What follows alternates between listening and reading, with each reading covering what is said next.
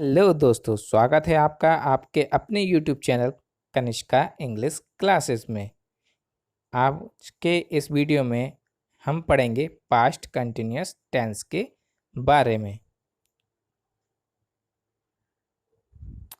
Past continuous tense में किसी भी काम का होता रहना बताया जाता है, जैसे कि कोई भी काम पहले हो रहा था परंतु अब नहीं हो रहा है। तो कोई भी काम या कोई भी क्रिया जारी थी, यह दर्शाने के लिए हम पास्ट कंटिन्यूअस टेंस का यूज करते हैं। This tense is use to express whether a verb was in progress. इस काल की पहचान कैसे होती है? इस काल की पहचान होती है हमारे हिंदी के वाक्यों में रहा था, रही थी, रहे थे जैसे शब्द आते हैं।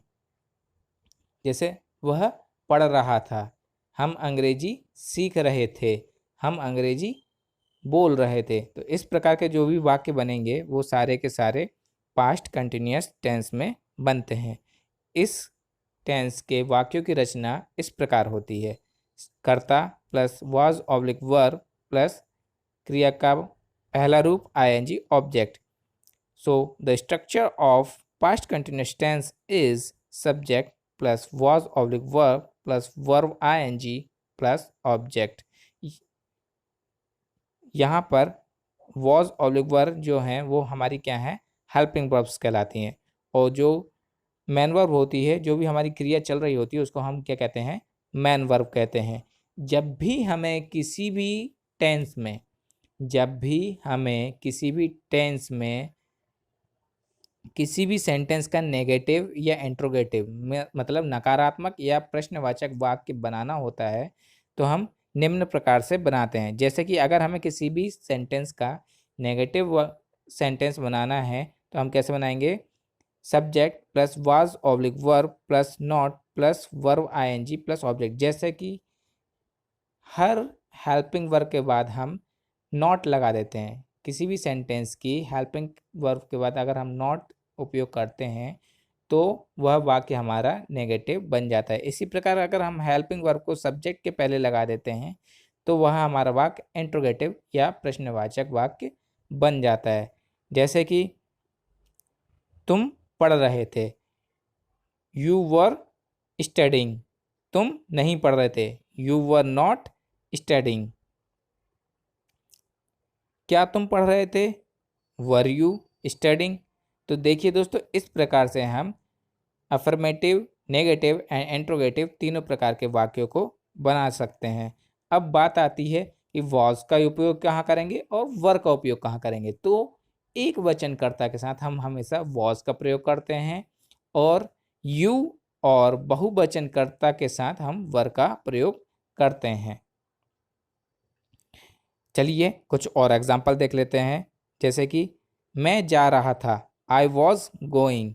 मैं अंग्रेजी सीख रहा था, आई वॉज लर्निंग इंग्लिश। मैं अब निकल रहा था, आई वॉज लिविंग नाउ। जैसे कि हम कहीं पे जा रहे होते हैं ना, तो कोई सडनली आ जाता है तो अरे रोको यार, तो उस टाइम पे हमको बोलना होता है अरे अब तो मैं निकल रहा था। तो उस जगह पे हम कैसे बोलेंगे? I was living now.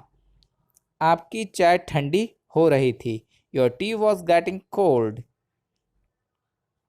तुम झूठ बोल रहे थे, यू वर लाइंग। तो देखिए दोस्तों, कितने आसान तरीके से हम किसी भी सेंटेंस को पास्ट कंटिन्यूअस टेंस में बना सकते हैं। यहाँ पर दोस्तों एक स्पेशल नोट है। अगर हमें किसी वाक्य में पता चलता है कि कोई भी क्रिया जारी थी, कोई भी क्रिया हो रही थी, ऐसा पता चलता है और वाक्य के अंत में रहा था, रही थी या रहे थे जैसे शब्द नहीं भी आते हैं, तो भी हम उस वाक्य को पास्ट कंटिन्यूअस टेंस में बनाते हैं। जैसे कि आई वॉज स्टैंडिंग, मैं खड़ा था।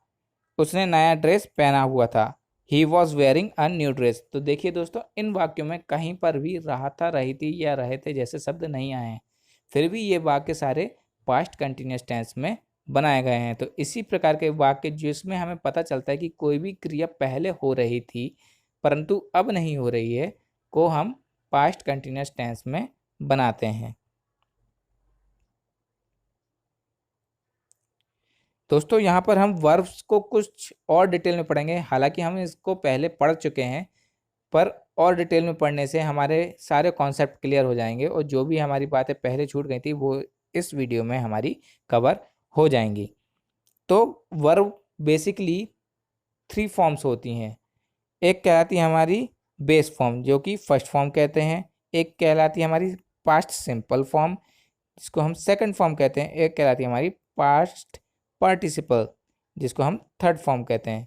फॉर एग्जांपल जैसे ब्रेक मीन्स तोड़ना, इसकी सेकंड फॉर्म या पास्ट सिंपल फॉर्म क्या होगी, ब्रोक, और पास्ट पार्टिसिपल फॉर्म होगी हमारी ब्रोकन। तो देखिए दोस्तों यहाँ पर एक ही वर्ब की 3 अलग अलग फॉर्म का यूज कैसे कर सकते हैं।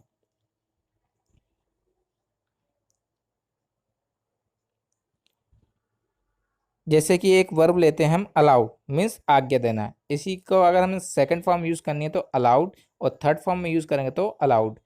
तो अधिकतर वर्ब्स ऐसी होती हैं दोस्तों जिनके अंत में अगर हम ईडी लगाते हैं तो उनसे सेकंड और थर्ड फॉर्म बन जाती है।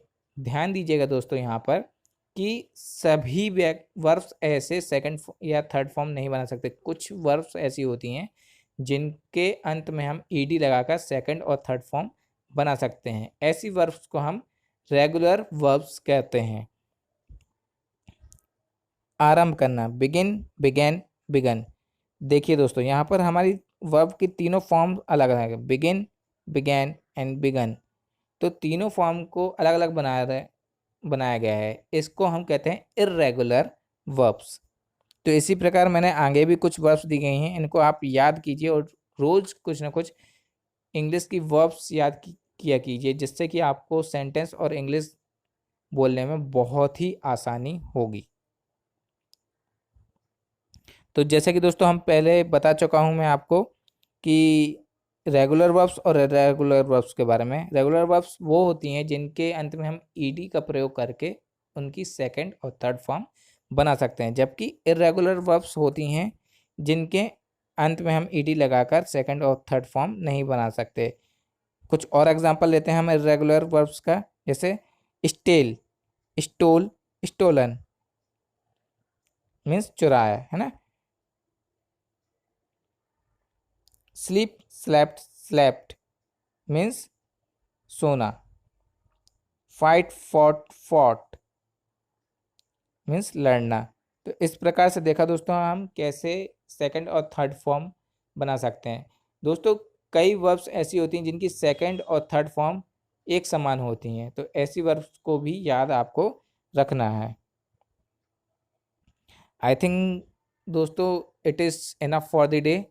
आप इन टेंसेस का अधिक से अधिक उपयोग और अधिक से अधिक प्रैक्टिस करें, जिससे कि आप इनमें मास्टर्स कर लें। दोस्तों आप टेंस को जितना अच्छे से पढ़ेंगे उतना अच्छे से आप अंग्रेजी बोल पाएंगे, जैसा कि मैं हर वीडियो में कहता हूँ। इसलिए मैं एक वीडियो में केवल एक ही टॉपिक लेता हूँ, जिससे कि आप उसको बहुत अच्छे से समझ सकें और बहुत अच्छे से उसको पढ़ सकें। So see you in next video guys, take care. और अगर अभी तक आपने मेरे चैनल को सब्सक्राइब नहीं किया है तो please do like and subscribe my channel. Thank you so much.